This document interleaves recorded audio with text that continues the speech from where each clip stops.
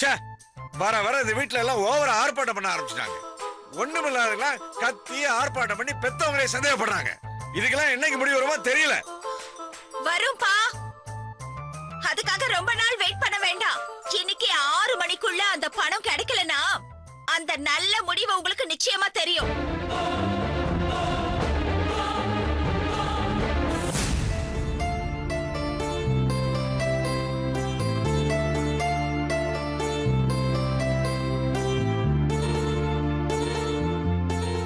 Good morning Murali.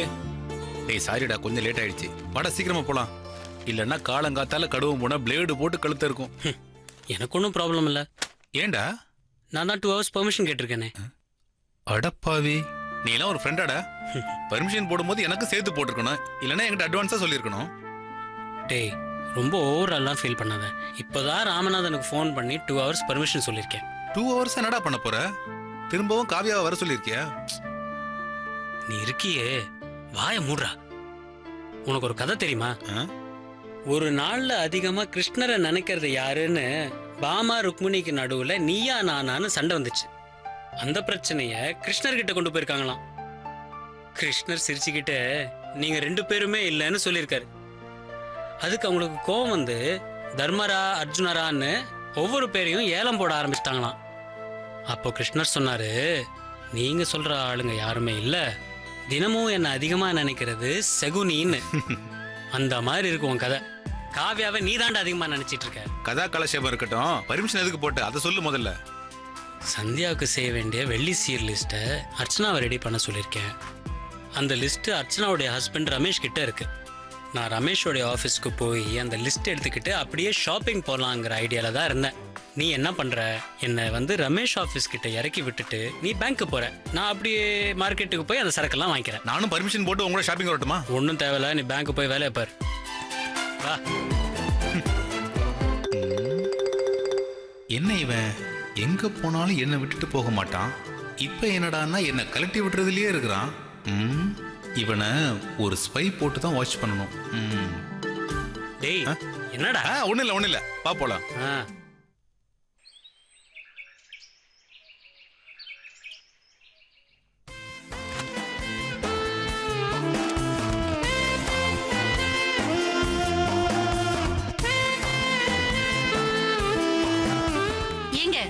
மதியம் சாப்பிடவே வரல.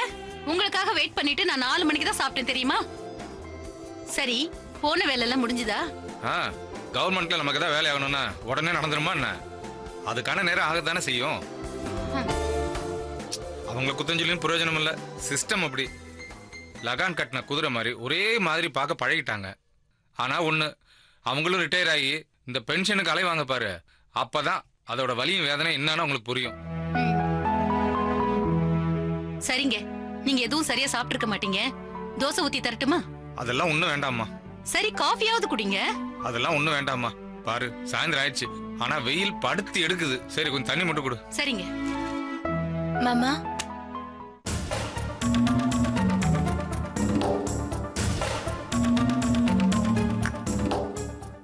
சந்தியா, சொல்ல மறந்துட்டேன். வர்ற வழியில ஃப்ரெண்டோட காபி சாப்பிடலான்னு ஹோட்டலுக்கு போனேன். அப்ப உங்க அண்ணன் முரளி பார்த்தேம்மா. ஏதோ ஆபீஸ்ல இம்பார்ட்டன்ட் மீட்டிங் முடிச்சுட்டு வந்திருப்பாரு போல இருக்கு. என்ன பார்த்ததும் பேசுறத அப்படியே விட்டுட்டு நேரம் வந்து வணக்கம் சொல்லி பேசிட்டு போனாரு. பேங்க்ல நல்ல போஸ்ட்ல இருந்தோம்.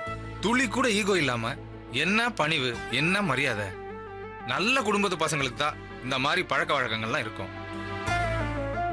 நான் சும்மா பேச்சுக்கு சொல்லலாமா, ஏதோ சம்பந்தி ஆச்சுன்னு சம்பிரதாயத்துக்கு பேசிட்டு போகாம உண்மையா மனசார பேசிட்டு போனது எனக்கு மட்டும் இல்ல, என் ஃப்ரெண்டு ராமனுக்கு கூட ரொம்ப பிடிச்சிருந்தது. இந்த காலத்துல பெரியவங்க கிட்ட இவ்வளவு மதிப்பு மரியாதையும் காட்டுறத பாக்குறது ரொம்ப கஷ்டம்னு என் ஃப்ரெண்டு கூட சொன்னான். அப்புறம் உங்ககிட்டயும் மன்னிப்பு கேட்டதா சொல்ல சொன்னாரு. வெள்ளி சீர் விஷயமா பிருந்தா அவர்கிட்ட சொல்லி உனக்கு போன் பண்ண சொல்லியிருக்கா. ஆனா பெரியவங்க கிட்ட இந்த மாதிரி நல்ல விஷயங்கள் எல்லாம் போன்ல பேசினா சரியா இருக்காது, நேர்ல வந்து சொன்னாதான் மரியாதையா இருக்கும் அப்படின்னு நினைச்சாராம். ஆனா பேங்க்ல ஆடிட்டிங் நடக்கிறதுனால ஏகப்பட்ட வேலை இருக்கு, நேர்ல வந்து சொல்ல முடியலன்னு வருத்தப்பட்டாரு. தன்னோட மன்னிப்பையும் உங்ககிட்ட மறக்காம சொல்ல சொன்னாரு. நான் சொல்லிட்டேன். மற்றபடி அவர் பேங்க்ல சீனியர் ஒருத்தர் இருக்காராம். அவரும் நம்மள மாதிரி தஞ்சாவூர்காரராம். அவர்கிட்ட கேட்டு வெள்ளி சீர் லிஸ்ட்டை டீட்டெயிலாக வாங்கிட்டேன்னு உங்கள்கிட்ட சொல்ல சொன்னாரு. அப்புறம் கிளம்பும் போது என்கிட்ட உங்களுக்கு கர்நாடிக் மியூசிக் பிடிக்குமான்னு கேட்டாரு. நானும் எதுக்கு கேட்குறீங்கன்னு கேட்டேன். அதுக்கு அவங்க பேங்க்ல யாரோ கிளையண்ட் சைல்டு சொசைட்டி ஃபண்டுக்காக சுதா ரகுநாதன் கச்சேரி ஏதோ ஏற்பாடு பண்ணிருக்காங்களா, அவங்க கிட்ட இருந்து 2 டிக்கெட் இவர் வாங்கியிருக்காரு. வாங்கி உங்களுக்கு பிடிக்கும்னா நீங்க யூஸ் பண்ணிக்கிறீங்களான்னு என்கிட்ட கேட்டாரு. நான் அவர்கிட்ட என்னை விட என் ஒய்ஃபுக்கு தான் இந்த மாதிரி மியூசிக்கு, அதுவும் சுதா ரகுநாதன் கச்சேரினா ரொம்ப பிடிக்கும் அப்படின்னு சொல்லி சொன்னேன். உடனே சந்தோஷமா அதை என்கிட்ட கொடுத்துட்டு மறந்துடாம போயிட்டு வாங்கன்னு சொன்னாரு. ஏமா சந்தியா, உங்க அத்தைக்கு கர்நாடிக் மியூசிக்ல ரொம்ப ஈடுபாடு உண்டு. அவ சங்கீதம் முறைப்படி படிச்சிருக்கா. அது எது வரைக்குமா இந்த வர்ணம்னு ஏதோ சொல்லுவேல, இந்த விஷயம்லாம் உனக்கு தெரியுமா? என்னம்மா இது நந்து, இதெல்லாம் உங்ககிட்ட எதுவுமே சொல்லலையா? முன்னாடிலாம் சரஸ்வதி பூஜை, கிருஷ்ண ஜெயந்தினா அவளே நல்லா பாடுவா.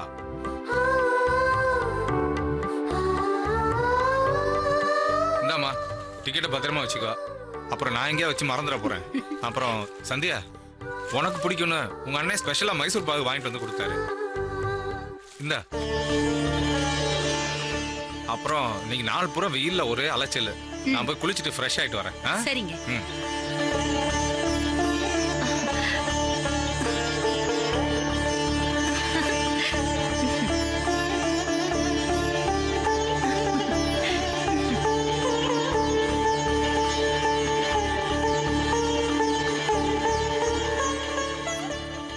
அப்பா,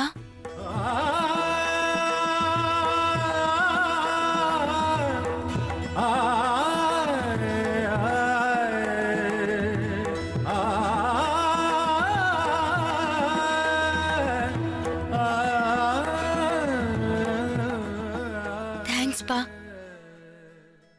எதுக்குமா? எனக்காக நீங்க போய் சொன்னதுக்கு. எனக்கு சுத்தமா ஸ்வீட் பிடிக்காதுன்னு எங்க அண்ணனுக்கு நல்லாவே தெரியும். அதனால அவர் கண்டிப்பா வாங்கி தந்திருக்க மாட்டாரு. அது மட்டும் இல்ல, சுதா ரகுநாதன் கச்சேரிக்கு டிக்கெட்டும் நீங்க தான் வாங்கியிருக்கணும். அத்தைக்கு ஏன் மேலையும் அண்ணன் மேலையும் இருக்கிற கோவம் போறதுக்காக நீங்க இதை பண்ணிருக்கீங்கன்றது நல்லா தெரிஞ்சு போச்சு. அதுக்கு தான்ப்பா தேங்க்ஸ் சொன்னேன். Good, very good. புத்திசாலித்தனமான பொண்ணுதான் எனக்கு மகளா கிடைச்சிருக்கா. வள்ளுவரே சொல்லியிருக்காருமா, ஒரு நல்ல விஷயத்துக்காக சொல்ற பொய் உண்மைக்கு சமம்னு. 1000 பொய் சொல்லி ஒரு கல்யாணத்தை பண்ணலான்னு சொல்லுவாங்க. அட்லீஸ்ட் ஒரே ஒரு பொய் சொல்லி ஃபேமிலியில் இருக்கிற மொத்த ப்ராப்ளத்தையும் சால்வ் பண்ணக்கூடாதா? கண்டிப்பா.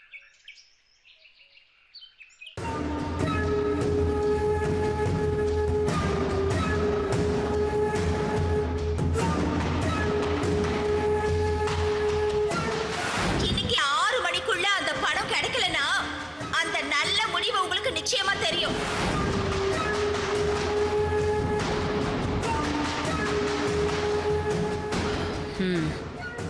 ராஜிக்கு ஃபோன் பண்ணி கேட்டு பாப்போம்.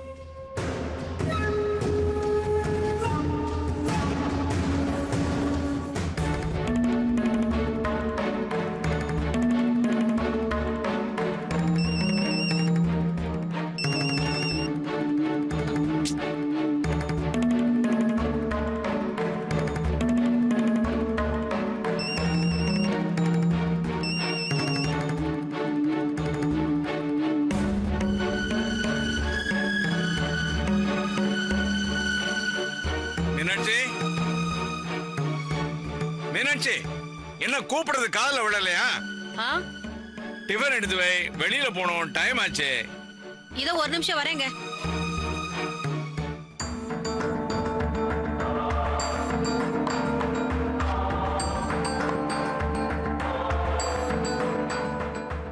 என்னாச்சு அவளுக்கு? மந்திரிச்சு விட்ட கோழி மாதிரி நிக்கிறா. ஒருவேளை இவ்வளவு பணத்தை எடுத்திருப்பாளோ? அந்த அளவுக்கு இவளுக்கு சாமர்த்தியம் போதாத.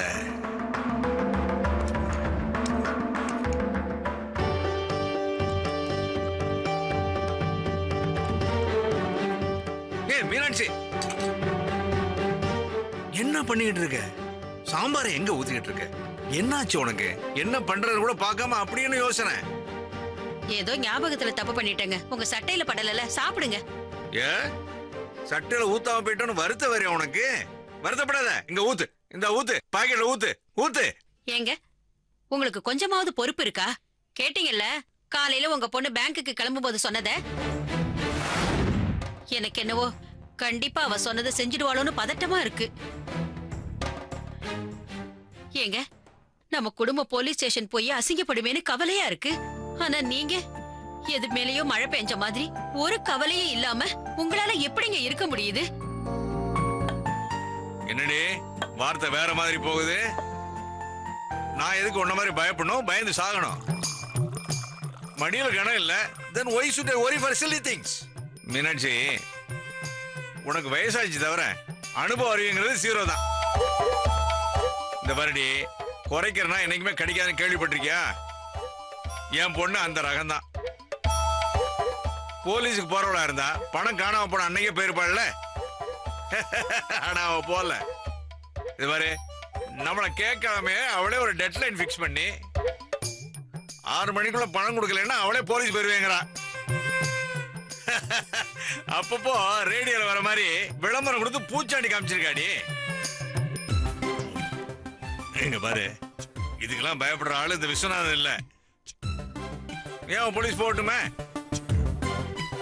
இந்த பாரு, எனக்கு இப்ப எல்லா செக்ஷனும் அத்துப்படி எப்படி டீல் பண்ணணும்னு எனக்கு நல்லாவே தெரியும்.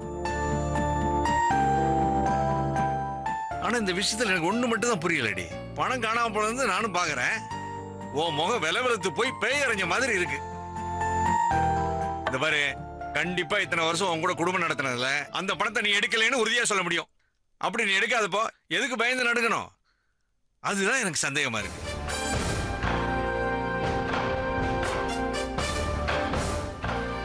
இன்னொரு இட்லி போட்டு தட்டை பார்த்து சாம்பார் ஊத்து.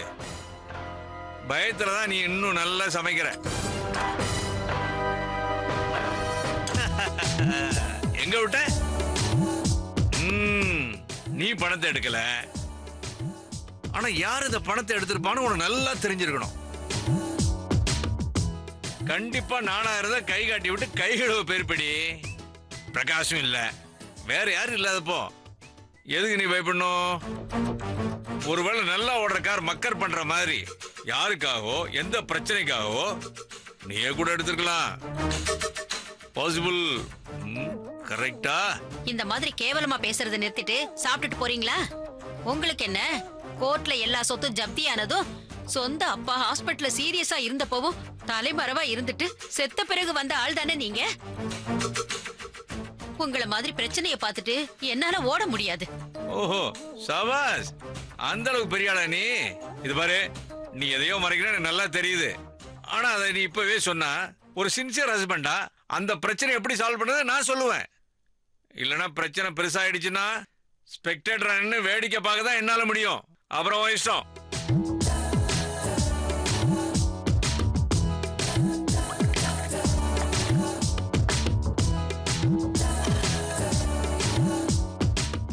எப்ப வருவீங்க? ஏன் கேக்குற? சும்மா தாங்க கேட்டேன். தெரியல, வந்தா வருவேன், வராமலே இருப்பேன்.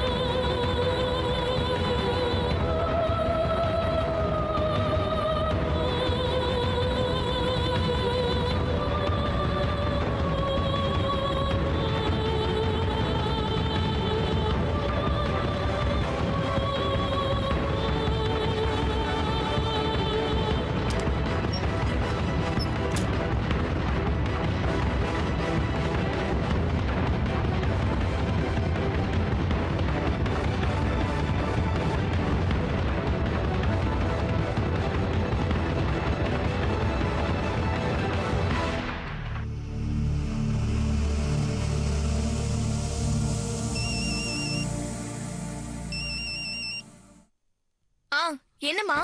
விஜி, நீ வீட்ல தானே இருக்க? ஆமாம்மா. நீ உடனே கிளம்பி வீட்டுக்கு வா. உன்கிட்ட ஒரு முக்கியமான விஷயம் பேசணும். சேகர் வேண்டாம், நீ மட்டும் தனியா வா. என்னாச்சுமா? என்ன எதுக்குன்னு போன்ல சொல்ல முடியாது. உடனே கிளம்பி வா, லேட் பண்ணாத.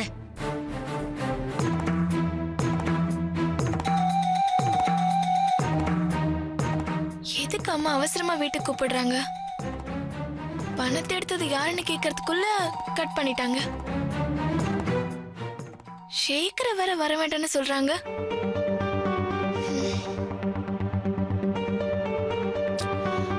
சரி, எதுக்கும் போய் பார்த்துட்டு வருவோம். எப்படியோ இந்த பிரச்சனை நல்லபடியா முடிஞ்சா சரி.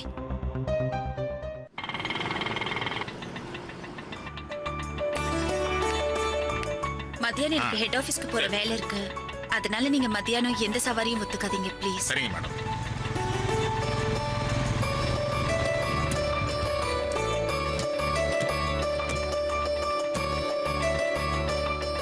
நான் ஃபோன் பண்ணது வந்துருங்க. Okay madam.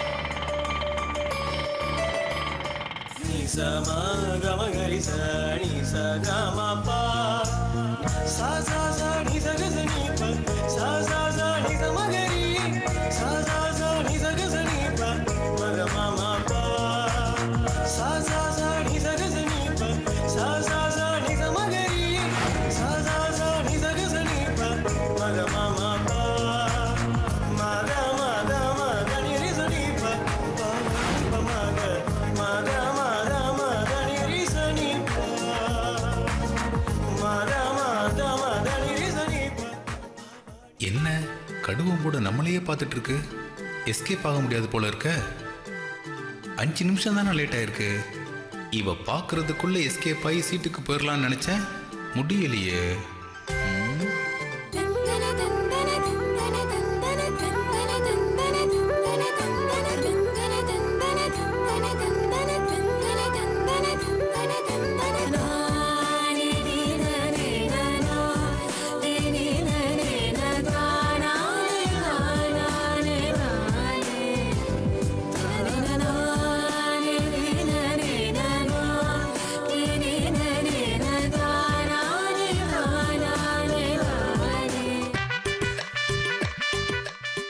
இன்னைக்கு ரொம்ப ஸ்மார்ட்டா இருக்கமோ. சிக்னல்ல கூட கார்ல போன 2 லேடிஸ் நம்மளையே பார்த்துட்டு போனாங்க. இப்ப கடுவம் போன வேற நம்மளையே லுக்கு விடுது. ஐயோ, டைம் ஆயிடுச்சு.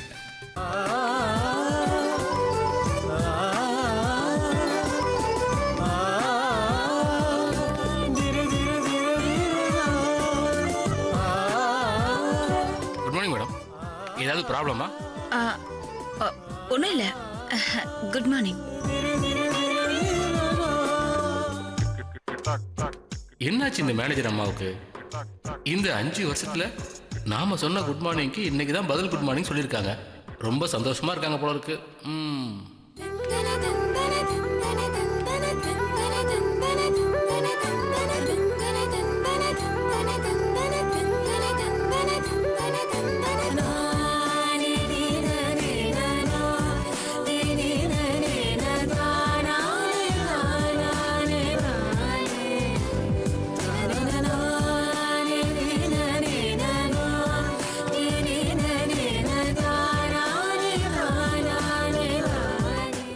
Good morning madam.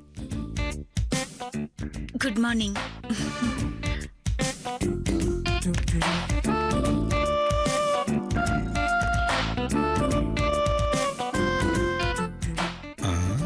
மேனேஜர் அம்மாவுக்கு என்னமோ ஆயிடுச்சு.